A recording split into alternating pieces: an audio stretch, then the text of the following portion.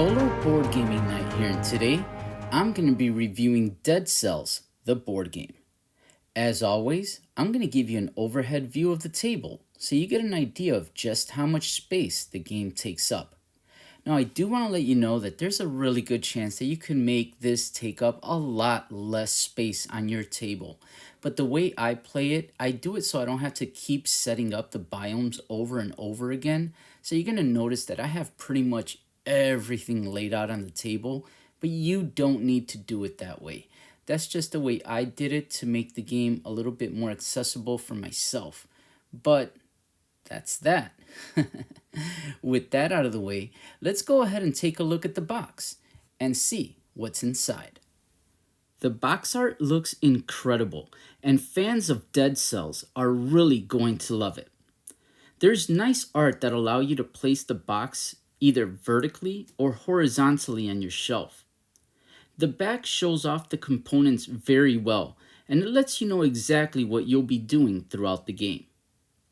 I love it when board games include art on the sides of the bottom box when the cover is lifted.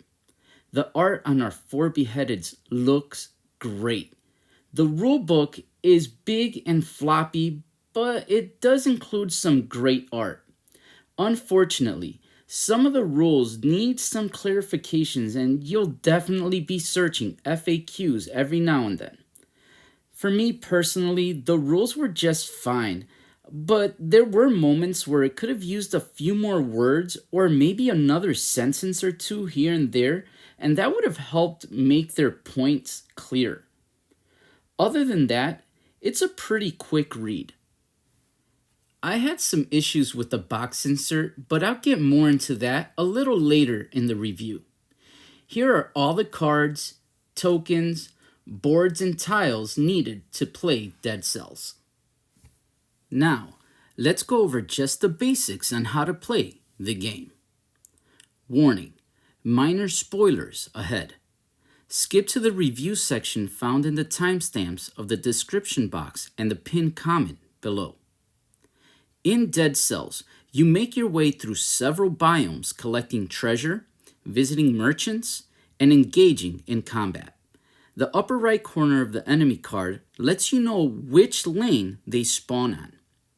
Tiles also let you know if there will be any loot to pick up during combat.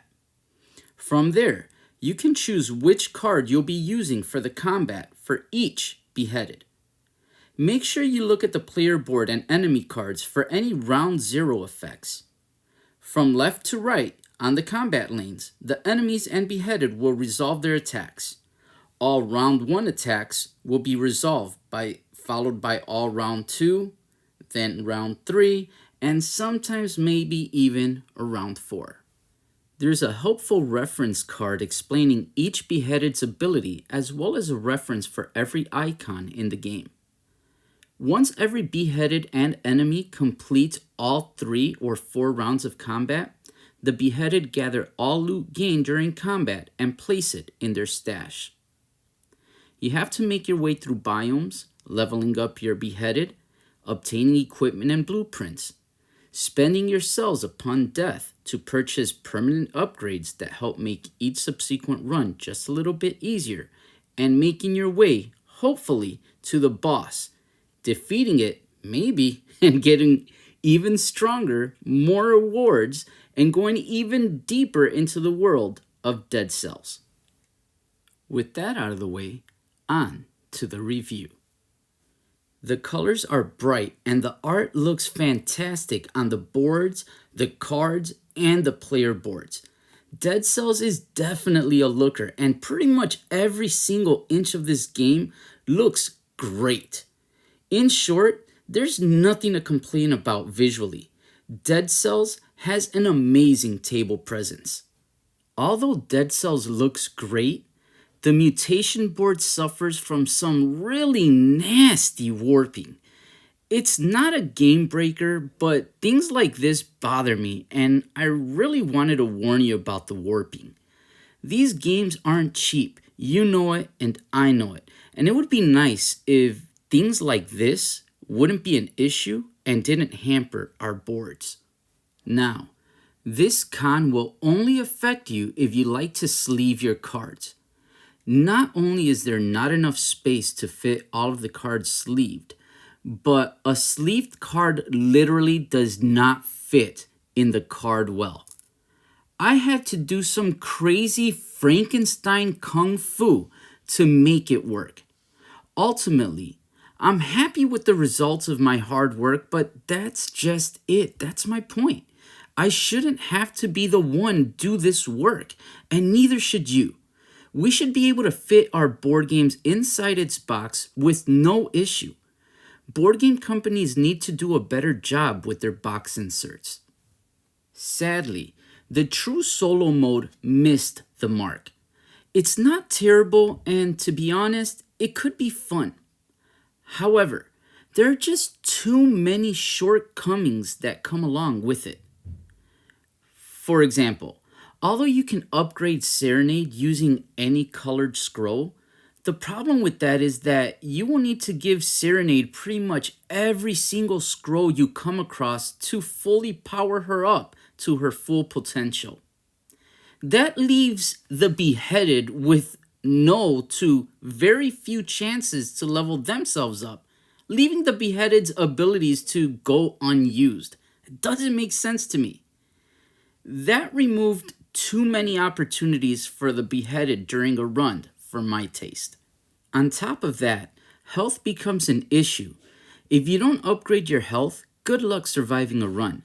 Now, there are ways to heal, but even with that, playing true solo feels like playing hard mode.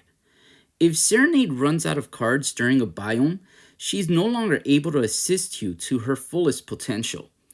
I know you could, thankfully, add more cards to Serenade, allowing her to assist you for longer, but that means you have to wait until you actually unlock cards. The real nail in the coffin comes from not being able to attach equipment to Serenade, leaving you with very limited options during combat. Serenade does assist you by using your discard pile to activate certain abilities, but it's not the same as having an item equipped that you can use. With that said, I could see myself playing multi-handed to upgrade the mutation board and Beheaded enough to return to solo and then have a better chance to survive a run. I think Serenade would be much more fun to play that way, and since this game lets you add and remove players at will, all it would take is to add a few cards to Serenade's deck and make sure that your Beheaded could equip a couple of items, and I think you'd be good to go. I just wish that the true solo mode would have been made easier to get into from the very beginning. Thankfully, you could play multi-handed very easily. Now, you have to obviously look at all of the Beheaded's hands, and none of that information will be secret, but to be honest, that didn't bother me at all. I see it as a slight puzzle I get to solve before combat, and I truly enjoyed playing it like that. Just in case you're curious, I played three-handed. You could play double-handed, and that works well, but one Beheaded always has to play 2 cards before combat. Playing three-handed had me choosing 1 card for each Beheaded, and it felt right. It's just the way it felt natural to me. On top of that, each Beheaded could equip items. That was the game changer. Once I started playing like this, I was having an absolute blast. Run after run after run, I was telling myself, just one more, just one more. I don't even remember being this addicted to any board game ever. That says a lot. No words can do justice to explain just how much fun combat and unlocking new things in Dead Cells is. Speaking of unlocking new things, wow, what an amazing feeling. Dead Cells offers the best carrot hanging on the end of a stick progression system I have ever experienced in all of board gaming. Each cell earned left me yearning to find out what I was about to unlock by spending it. every blueprint left me feeling kind of giddy, and joy started like overtaking me, hoping that I'd survive long enough, just long enough, to make my way out of the biome and claim it as a reward. Every unlock makes every subsequent run feel exhilarating and fun to look forward to, just to be able to use your newly unlocked ability. Dead Cells is the first board game that I've played that makes dying actually feel like a reward. As long as I had about 2 cells, I looked at death straight in the eye and I said, "Bring it on." That was because I knew I was going to use those beautiful little cells to unlock something exciting and new. I'm going to be sad once I unlock everything, but wow, at this moment, what a ride. I've played dozens and dozens of runs, and the feeling remains as strong as ever.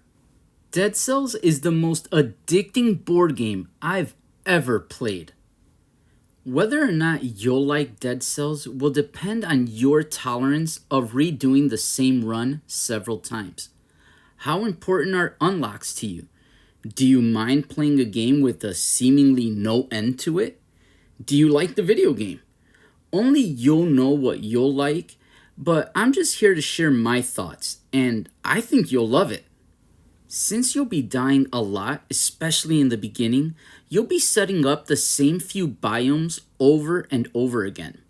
That might bother you, but there are ways to help minimize the amount of setup and maximize the amount of game time you'll be having with this game. I usually just keep the same biomes that I know I'll be revisiting up at all times. That way when I die, I just pick right back up for another run. This really minimizes my setup, but if that bothers you, consider this a heads up.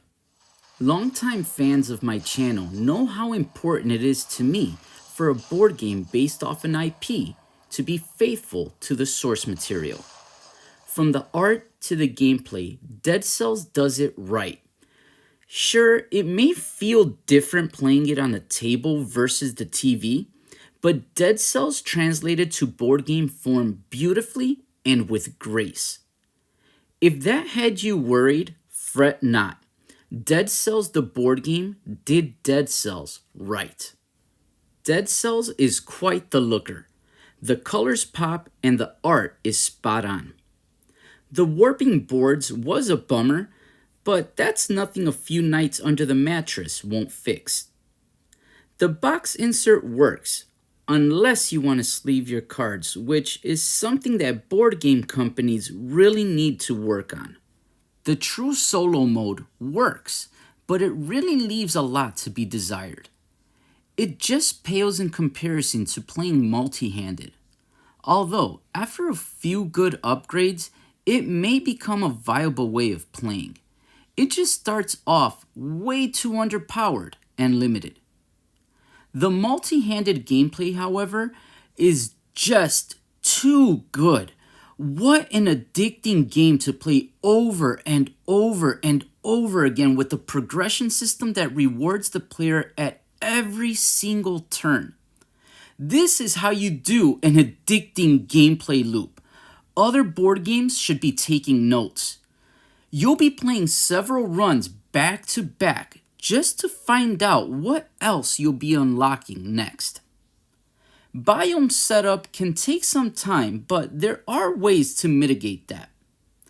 I never thought it was possible, but the Dead Cells video game was translated to board game form and it actually worked. Very faithful, very addicting, and most importantly, very fun. I think I just found a new game to add to the Knights of the Round Table. Well, that's it. It was really good to be back. This was Solo Board Gaming Night. Thank you for spending time with me, and I hope that you and everyone else has a great game night. Take care, Solo Knights.